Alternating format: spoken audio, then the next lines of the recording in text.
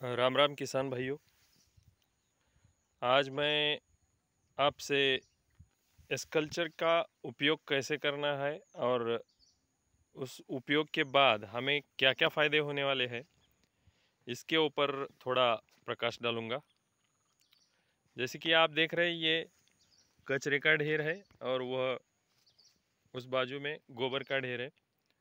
इस कचरे के ढेर के ऊपर हमने आज एस्कल्चर छिड़का हुआ है और ये जो है गोबर का ढेर, इसके ऊपर आज हम तीसरा दिन है लगातार थोड़ा थोड़ा एक बकेट से एस्कल्चर छिड़क रहे हैं।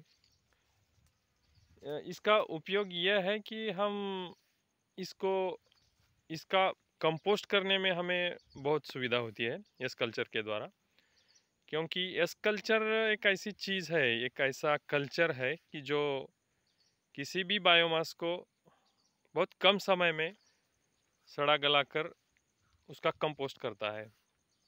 ज़मीन के थ्रू भी हम अगर उसको पानी द्वारा या ठिबक द्वारा या टपक सिंचाई द्वारा हम उसको पौधों के जड़ में अगर देते हैं तो वहाँ भी हाँ यह वहाँ का बायोमास जो है उसको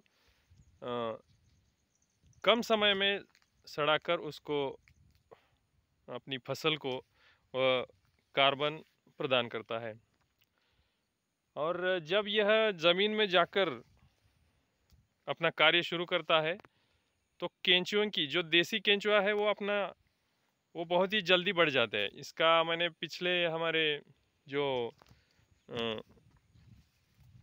तरकारी की जो फसल की थी मिर्च में, वो आगे के वहाँ पे मेरी मिर्च थी पिछले साल खरीफ की सीज़न में, तो वहाँ पे इतने केंचुए देखे मैंने कि मैं परेशान रहा कि इतना केंचुआ आया कहाँ से।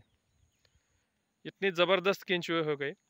और पिछले साल की रबी में जो हमारी प्याज की जो फसल थी उसमें मेरे वाइट रूट्स का भी, यानी जो सफ़ेद जड़ें थी, वो बहुत तायत में दिखी।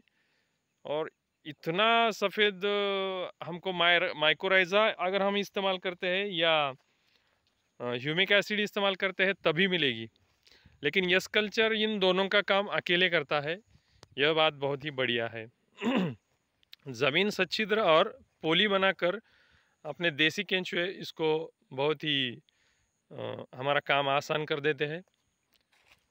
और इसके लिए हमें अपनी ज़मीन में बायोमास भी ज़्यादा रखना पड़ता है। रोटावेटर करके या कैसे भी हम अपनी ज़मीन में हर वक्त बायोमास अगर उपलब्ध कराते हैं तभी यस कल्चर उस वहाँ पे उस ज़मीन में अच्छी तरह से कार्य करता है। इसलिए हमारी ज़मीन में बायोमास का होना भी बहुत ज़रूरी है, अगर हम यस कल्चर का बहुत ज़्यादा उपयोग करते हैं तब।